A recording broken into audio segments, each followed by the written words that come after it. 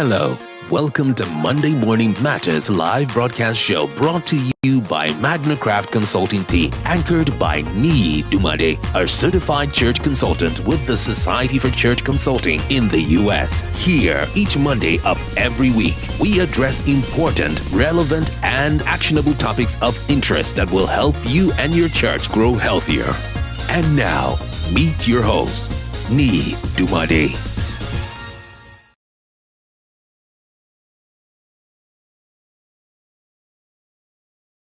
Good morning, everyone. It's such nice to come your way this morning. Happy new month to all our viewers. Thank you for hooking up with Monday Morning Matters. My name is Niyi Dunmade. I'm the founder and the CEO of Magnicraft Consulting Limited. Magnicraft Consulting Limited. Today is Monday Morning Matters. That's the first Monday of April. And so I'm giving greetings from the city of Abuja. Happy new month. Welcome everyone to this live broadcast show, and thank you for hooking up with Monday Morning Matters. I see your likes, I see your comments. We are so glad that you are part of this broadcast. I'm humbly here to see how we can add something to you and your church and see what you can glean from this 30 minutes of live broadcast we are going to be sharing with you. Magnicraft Consulting is a firm, it's a church consulting firm that helps churches grow healthier through empirical assessment and strategic blueprints. Through empirical assessment, trainings, and strategic blueprints. So let's pay attention, let's be attentive as we dive into today's topic. And what's today's topic? Today's topic is not Gospel Focused Church. We are moving away from Gospel Focused Church. If you missed out of Gospel Focused Church, you can go back to our videos on YouTube, on Facebook especially. You're going to see quite all those video series that were live broadcasted from this platform on Magnicraft Consulting. Please feel free to share this social media handle to every church pastor, to every church worker, to every church pastor and church staff. That will help us to reach the audience we need to reach and be able to help more churches as much as possible. Today, we're going to move away from gospel-focused church, but despite that, we still have a lot to share. Sometimes some of the things we share on the live broadcast show are just some little bit of intro or some scratching of the surface, but there's so much to be done, there's so much to be discussed, there's so much to be taught in these topics we're actually getting. And these topics are not taken because I love to talk about them. My ears are with the pastors. I'm in the midst of pastors, so I know what's going on with them, and because of that, we just have to deal with some of those issues. So we're going to talk today on handling church conflicts. Handling church conflict. I hope my sound is good. If my sound is good, someone should just give me a good feedback, please.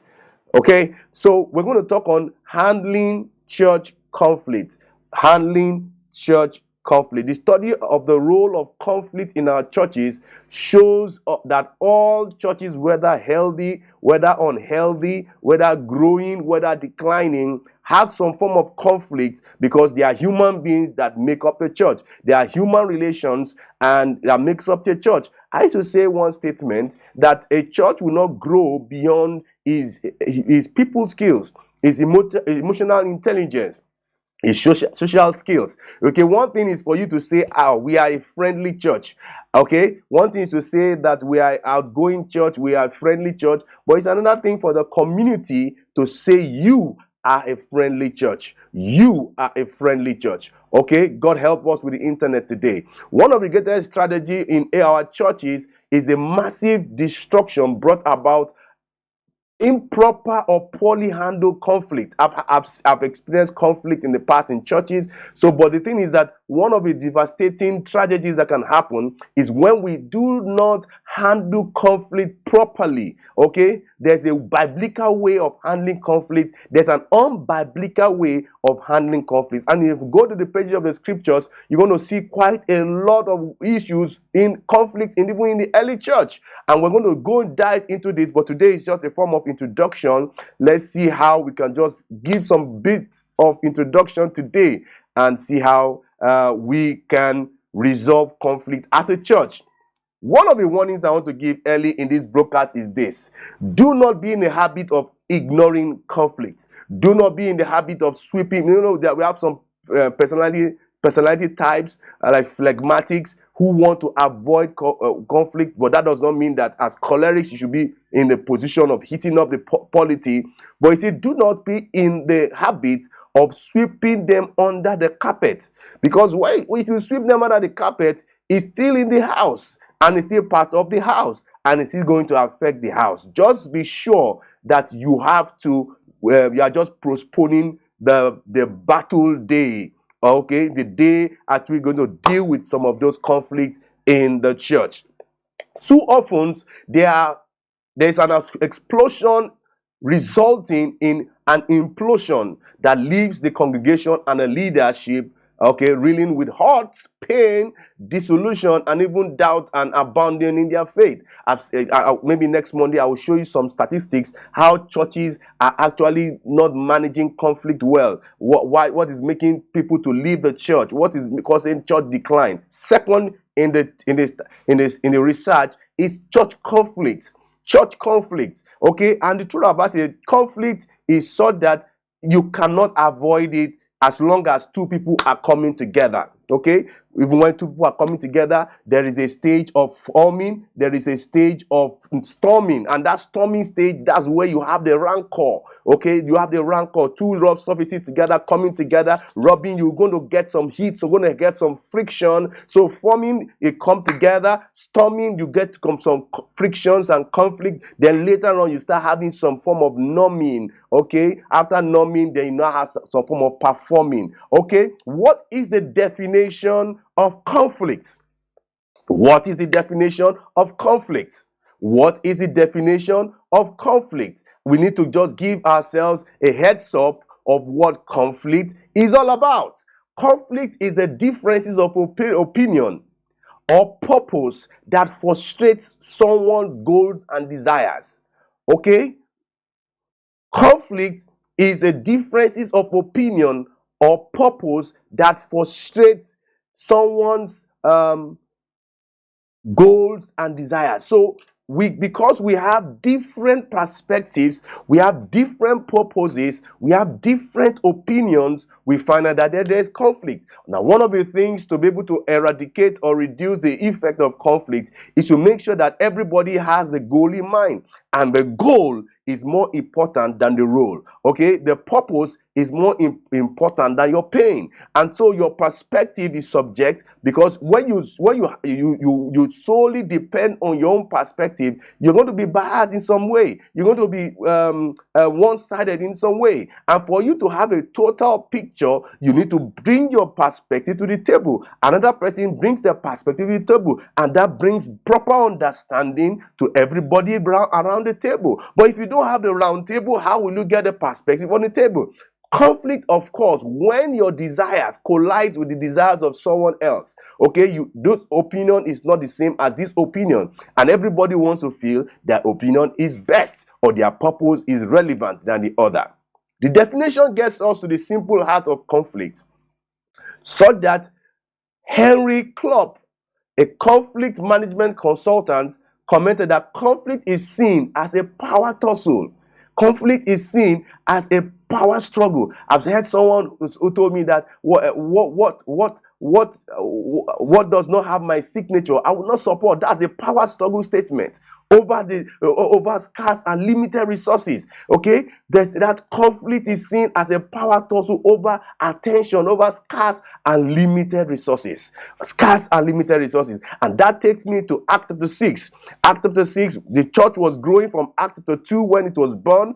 Act chapter 2, daily, souls were added, 3,000 were added, 5,000 were added, multitudes were added, and it got to Act chapter 6. In Act chapter 6, I just want to paraphrase. I wish I can pick up my Bible to read, but I want to do some justice, some good foundation, so that from next Monday, we're going to build up on some of the things we are saying today. So in Act chapter 6, there was a conflict. The widows, these are people you're supposed to take care of, because that's true religion. The widows in the early church were not happy. There was rancor, there was havoc, okay, in the early church in Act chapter 6. And in Act chapter 6, what was the reason for the conflict? The reason was the conflict was just administrative, okay? They were not given food in a daily ministration. And so you can see how conflict is seen as attention seeking, power struggle over scarce or limited resources, like Henry Club says. So in Act chapter 6, there were conflicts because they were sharing for other people, but the widows were neglected in the daily ministration. We could say, understand if the ministry to these widows were just omitted for one day, but it was a repeated event. And because it is a repeated event, we are going to say it is a systemic problem.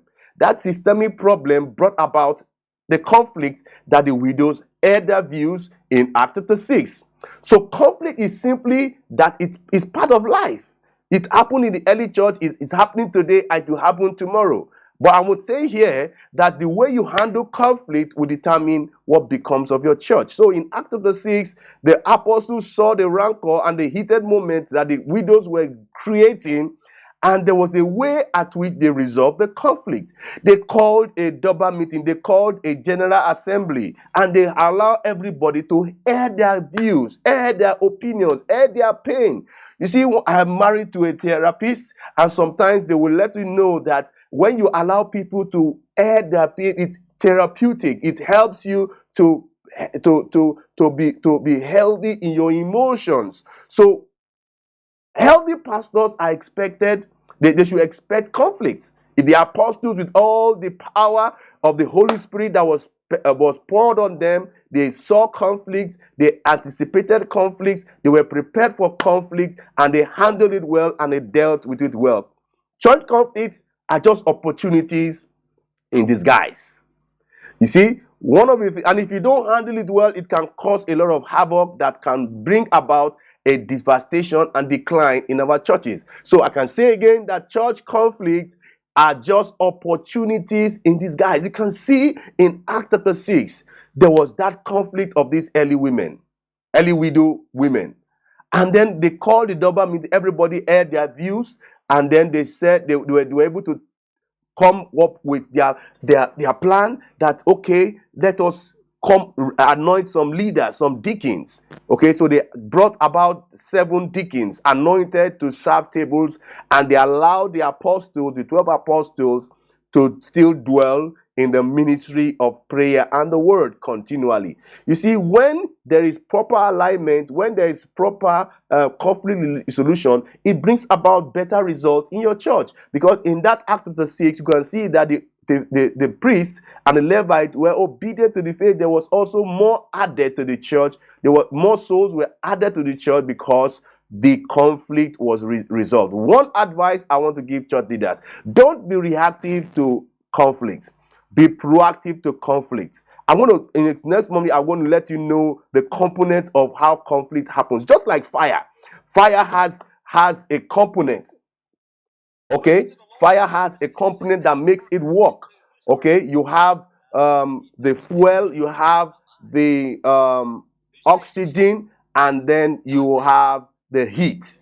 So all those three things are what in right proportion brings out fire. So there are certain things that come together that brings about conflict. So let us just follow me carefully as we unravel some of these things. In Act chapter 6, you can see that when the conflict was resolved, it brought about happiness. Everybody was happy because one thing that happened in Act chapter 6, Bible said and when the disciples made a decision, that was a resolution from the double meeting, the general assembly meeting that they had in Act chapter 6. They decided on what to do to resolve the conflict. You can find out that everybody was happy with the decision. Why? Because everybody was taken care of. So one of the things that brings about conflict is when you don't allow people to be heard. You don't allow people in your church to be heard. You allow power brokers to run the church. And because you allow power brokers to run the church, there's a form of domineering or subduing of some other people in the church from being heard. Okay? The widows are important. Every part of your body in a local church is very important. church conflict is an opportunity in disguise. I say again, church conflict is just an opportunity in disguise. And if church leaders are willing to develop skills, because it's an art, develop emotional intelligence, develop your positive intelligence, develop your social intelligence, the skills needed to deal, because you are dealing with people's emotion, to deal with conflict and have some form of conflict resolution process in place, then your church will be better for it. They need to identify the root cause of conflict. We have established that conflict is just very, very generic. We have it in healthy churches, we have it in unhealthy churches, we have it in growing churches, we have it in declining churches. I consulted for a church in 2019. This church was pretty small. We were just trying to see how we can help them in an early stage of our church consulting. And then 2 weeks ago, he called and he said, "Oh, Pastor, our church has grown to 8 branches, but now there is a problem," because growth comes about with some form of, it's got with challenges. When you have more people coming together, forming together, the storming capacity is different from when 2 people come together. Okay, when you have 500 people coming together, forming together, the storming capacity is different from when 7 people form together. The same thing, the numbing stage capacity is also different depending on the number of people coming together. Then the performance is also different, because you cannot expect a 1,000 coming together kind of church, their performance level, to be in the same with a church that is 20. So let's deal with the smoke. That's what I'm trying to say here.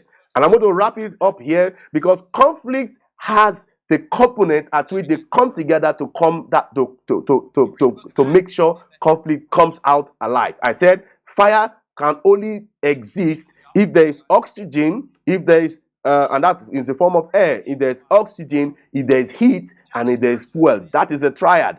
But the truth about it is that once you allow these 3 things to come together, there's a fourth component that is very, very critical, and that's chemical reaction.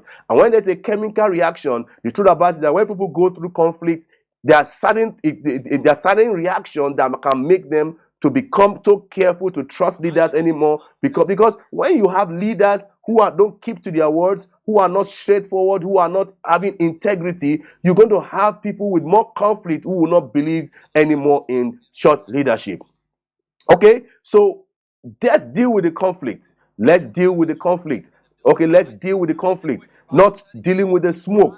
Okay, because what as church consultants, when we hear church leaders, we hear symptoms, we hear smokes. Okay, and sometimes we are not moved by those symptoms and those smoke. Sometimes they make us feel as if we don't have emotions. It's not that we don't have emotions, but we can't be dealing with the smoke, dealing with the smoke, and you think that the fire will go. But once you take care of the fire, once you take care of the source of the heat or the source of the fire, you find out that you are going to take care of the devastating effect of fire.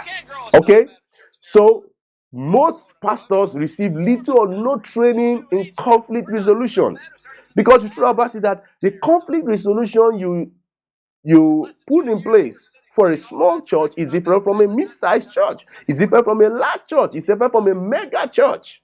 The way you resolve conflict in a mega church is different from a family kind of church. And if you don't understand and get some training, some form of exposure, let me know in the chat box if you need some reference tools or books. We can share that with you. You need some training. Some of these things are not taught in Bible school. Some of these things are not taught in seminary. And yet, conflict is part of even healthy relationships. I can remember one of my best friends, before we became best friends, we had a lot of heated moments. You see, that is a point at which both of us are going to know the limit of our strength, the extent of our strength, the capacity of our strength, as the same thing with our weaknesses. And so because of that friction, we now understand ourselves the better. So conflict is part of a healthy relationship, and thus is also part of every church. Part of every church. I've said a lot today, and I want us to know that this is just the foundation. We need to make sure that our churches have quality-backed conflict resolution process. Although next Monday we're going to go into scriptures, I was supposed to read Act of the 6, but I paraphrased the book and just read that Act of the 6 to be able to understand what I'm saying. Coming together has 4 stages, as I said: forming, norming, storming, and performing. Okay, you can't jump the order for it. In forming stage, trust is unknown. Okay, knowledge is hidden. So what enables your forming stage is proper communication. Make sure that knowledge is shared without confusion, without hidden agendas, to build trust, because so that trust can be established as people come together for whatever meeting or church or or platform. And then once that stage is done properly, we move to the storming stage, which is very, very critical. That's where you test all the trust level, okay? Where you know this is this trust level at which I'm going to deal with this person.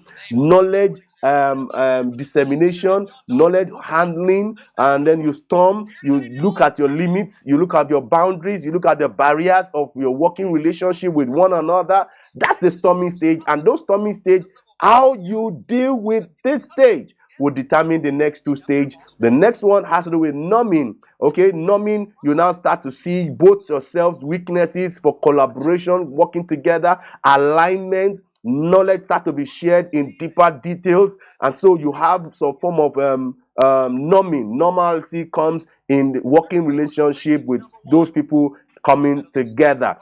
And once you have that in place, you now go to the 4th stage of coming together, which is performing. And performing, you have a lot of synergies, you have a lot of collaboration, a lot of partnership. Okay, and then you now start creating content, you start creating knowledge together, you start creating information together, people put it together to make sure that everybody is at their peak performance.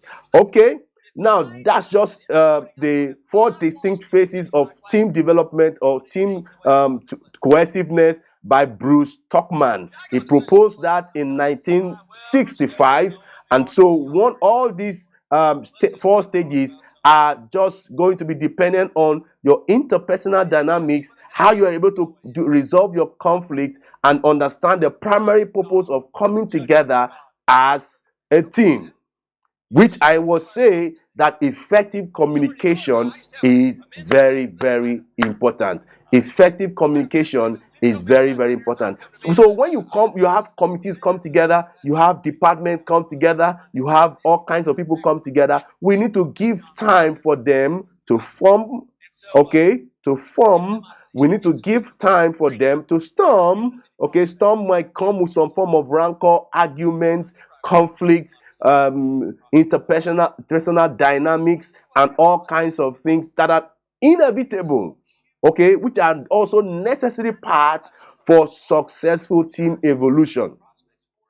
And I would say, in wrapping up, that once a church can handle conflict properly, okay, conflict is just like opportunity. If you take advantage of the opportunity, it brings you result. If you do not take advantage of the opportunity, it does not bring you result. And so that's what we are going to wrap up with. Let us see how we can handle conflict very well, understanding people and their peculiar features and characteristics, to see how we are making people to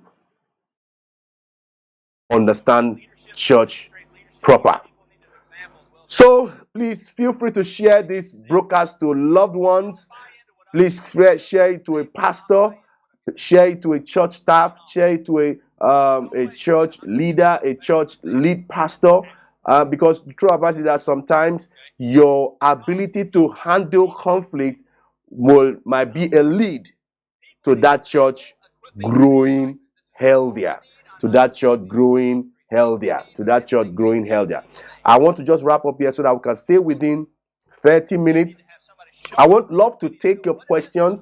I would love to interact with you. I would love to get your views, because the truth about it is that some of the things that causes conflict are just differences in perspectives. And I and my pastor were speaking on last week. where the need for a balance between leaders and managers in a church. Okay, if you have all your church being developing leaders only, there's going to be a problem, because a train cannot move by one track. You need two tracks. A plane cannot move by one wing. It needs two wings. And you need leadership, you need managers. You need leaders, you need managers. Okay, you need people who are going to envision where we are going to, but you need people also in the body, in the church, that will work out the activities, the routines, and the tasks. We need a balance. We need a form of alignment between people who are people oriented and people who are task oriented. When you have a church who is only focused on task oriented people kind of development, there's going to be a problem, because what causes healthiness is balance. Okay, what causes healthiness is balance. What causes healthiness is alignment. What causes healthiness is active in those two dimensions. So when you, as much as you get leaders, let's make sure that we develop other areas, because the body is healthy because every part of your body is working in alignment and in togetherness. So let's see how we can create that balance to make sure that our churches is healthy. When there's a conflict, it usually brings about some form of symptoms. Don't be in a rush to deal with the symptoms, because sometimes the symptoms is, see, dealing with the symptoms does not mean you have actually dealt with the disease.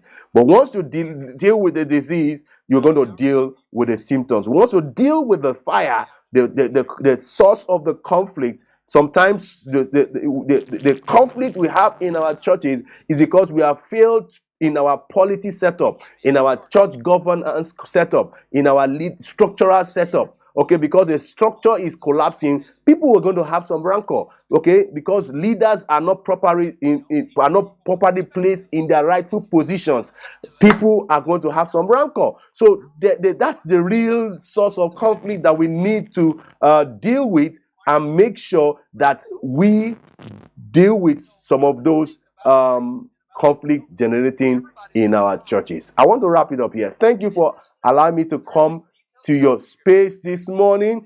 It's been awesome talking about a topic that is so difficult for me to pass across. Please let me hear your comments. Share this to your church network. I'll be glad. I'll be grateful. On Instagram, on Twitter, on Facebook, on YouTube. Please, let's do some help to share this to all our church networks. Thank you so much. I want to wrap it up here. My name is Niyi Dunmade. I'm the founder and the CEO of Magnicraft Consulting.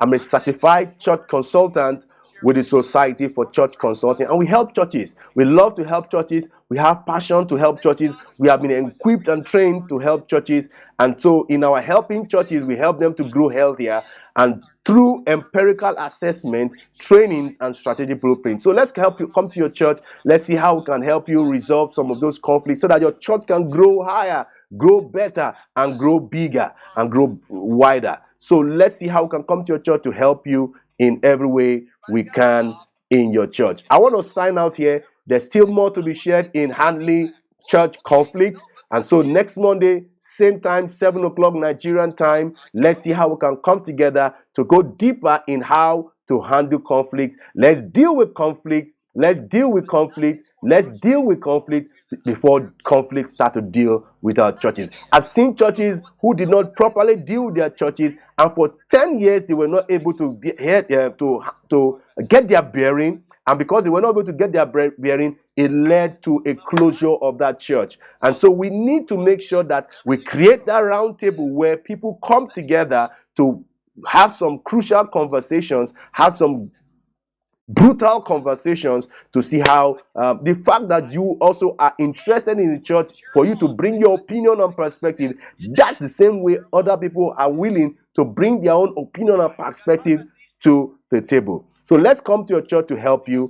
I sign off from here. I love what you're doing, all pastors. God bless you. I'm praying for you. Let's continue the chat in the instant messaging on WhatsApp, whatever the platform that is best for you. I'll be willing to connect with you. Till I see you next week, Monday, thank you and have a bye-bye. God bless you. sit next to on a plane.